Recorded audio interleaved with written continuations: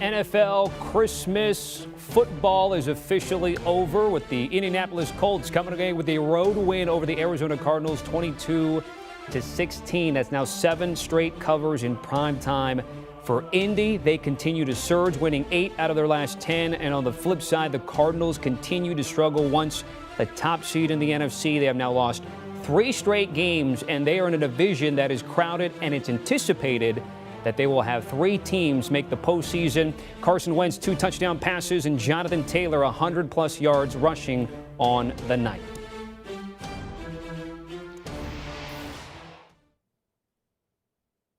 And joining us now on CBS Sports HQ, Pick 6 Pod super friend Ryan Wilson. Ryan, we talked about halftime about the Arizona Cardinals being the bigger story for you. Is that still the case after this game with a 22-16 final? The way the offense played was the big story for me in the first half. And what happened, Tommy, is that they came out, Arizona's offense, and put up a touchdown right away. A great catch by Antoine Wesley and a great throw by Kyler Murray, and you thought they were back in it. But I think the overarching story, number one, is that what happened to the Arizona Cardinals, and we were talking about this during the halftime as well. They get to the bye week the last 2 years and sort of disappear, and this feels like the same story as we saw a year ago. But I think on the other side with the Colts, you have to be impressed with a team that started 1-4, that are now right in the thick of it, not in just terms of the playoff race, but they're pushing up against the Tennessee Titans in the AFC South. Had the Colts lost tonight, the Titans would have won the division, so the Colts are still alive there, and they're playing great football when you want to play great football, and they did it tonight without a lot of their starters, many of whom played on the offensive line. Without Jonathan Taylor, he did go for over 100 yards, as you mentioned, but most of that came on the 42-yard carry to start the game without him being the impact player he's been week in and week out. So I think you have to be impressed with the way that Frank Reich brought his team into Arizona without many of its starters and leaned on Carson Wentz and that sort of bend-don't-break defense at the end there that was able to bottle up Kyler Murray in an Arizona offense that hasn't looked quite the same over the last month or so. Let's keep it with the Colts, and we'll circle back to Arizona and that division race in just a second, because the Colts have won 8 out of 10. They started 1-4. And again, even it's one thing, right, Ryan, to know you're not going to have some of your guys, especially on the offensive line. But then you have late scratches like Darius Leonard and Gary Willis there, and they come out there still playing the way they want to and come away with a road win. Yeah, it's a testament to what Frank Reich and Matt Eberflus, we should give him credit too, the defensive coordinator, who will definitely get some buzz as a head coaching candidate as we move into the offseason in a month or so. But again, Desmond Patton had 2 catches all year, and that was one of the best throws Carson Wentz has made all season in the back of the end zone in that early fourth quarter touchdown. Michael Pittman stepped up as well with other players down. T.Y. Hilton, who's been injured for most of the season, made big plays when they needed him to. And you mentioned no Darius Leonard, no Gary Willis. It didn't seem to matter because the Cardinals managed 16 points. I mentioned the touchdown at the beginning of the second half there, third quarter. And then, of course, they kicked the field goal late and tried to get the onside kick. So hats off to the offense in Indianapolis. Hats off to Matt Eberflus and that defense for making the adjustments they needed to make. And yes, you could say, well, there was no DeAndre Hopkins. J.J. Watt's been out forever. No Rondale Moore, no James Conner for the Cardinals.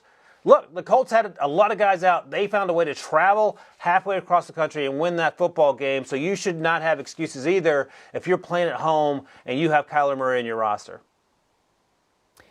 The Colts have a home game with Vegas, and then they're at Jacksonville. So those are winnable games. And whether they win the division remains to be seen with Tennessee. But, Ryan, big picture, what do you think about Indy? If they get healthy, what type of damage do you think they can do in the postseason, which they're trending toward right now? Yeah, it's a cliche, Tommy, but I think it fits perfectly for this team. You don't want to face the Indianapolis Colts if you're a playoff team, because that's how well they're playing. The Titans lost a clunker a few weeks ago to the Steelers. They bounced back and won recently. The Patriots lost a game recently. Now they have this huge game coming up against the Bills. Who are the Bengals? It's hard to tell week in and week out. The Chiefs have certainly played better this season, but the Colts are a team more so than the Chargers at 6 and the Bills at 7, who have been playing so consistently after that 1-4 start. And I think, again, it starts with Frank Reich. You're not asking Carson Wentz to do too much, and when you are asking him to do those things, he's able to make the plays. And Jonathan Taylor, who was the legit MVP candidate coming into this week, continues to play at a high level. The good news is they'll get Darius Leonard back on defense. The bad news is they won't have him back next week because of the COVID protocols. Will he be back in time for the Jacksonville game? And, of course, once they get to January football in the postseason there. let's circle back to Arizona. They're probably the team you want to play if you're in the wild card round in the first round of the playoffs. They've lost 3 straight. When they lost to the Rams, it's like, okay. Then Detroit. Then they're a small favorite against the Colts. Again, they were once 10-2. They're now 10-5. Games at Dallas and then home against Seattle. Again, what do we think about this? Can Cliff Kingsbury right the ship in time with all the miscues and self-inflicted wounds we saw tonight? Yeah, the miscues, self-inflicted wounds, exactly right. They had 2 missed field goals because the holder wasn't there for Matt Prater, who's a fantastic kicker. He missed an extra point. They had the safety. They had 2 turnovers on downs. They had 11 penalties. It goes on. And you mentioned the remaining teams on the schedule. Tommy, you brought this up at halftime, and I looked it up for you. They were 5-2 before their bye week last season, finished 8-8, went 3-6 the rest of the way. They were 9-2 going into the bye week. This season, they're now 1-3. And look, if you can't beat the Lions, there's no guarantee you're beating the Seattle team that clearly on paper is better than Detroit, even though they've struggled with Russ Wilson coming back from that finger injury. So there's a ton of questions being asked about this team. And if you couldn't fix it over the bye after that strong start, I don't know how Cliff Kingsbury is going to be able to fix it on a relatively short week. So a lot to work through. Kyler Murray looks okay. He looked pretty banged up in terms of lack of consistency the last few weeks. He wasn't the issue tonight. The issue were all the miscues and the players perhaps who weren't out. And you sort of saw this trending on Twitter. Rodney Hudson, the center for Arizona, might end up being the MVP on this team because Max Garcia, his replacement, had a bad night. I think he would tell you that too. Again, a lot to work through. Not very much time to get things sorted out with just 2 games left in the regular season. The NFC West is projected to have 3 teams make the postseason. Rank them for me right now, regardless of record. Rams, Cards, 49ers. You have to go with the Rams almost by default at this point. I think the 49ers, before their loss the other night, were playing better than Arizona. But if they're playing a head-to-head matchup, I'm going 49ers number 2 and then Cardinals number 3.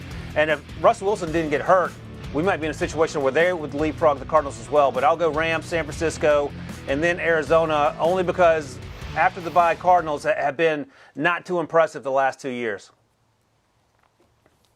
Ryan Wilson breaking it down here on a Christmas holiday. Appreciate it, R-Dub.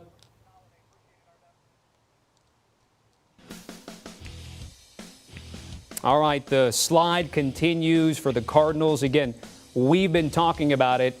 The last 2 seasons, they've gone on a second-half slide, and it's actually something this year that Kyler Murray and company said, we don't want that to happen again. Hot start, 7-0 this year, 5-2 last year, and then they did not make the playoffs. A 6-year drought tied for the longest drought in the NFL. The Cardinals trending in the wrong direction. We're going to take a quick break. We're also going to talk fantasy, and we're going to do that in just a little bit.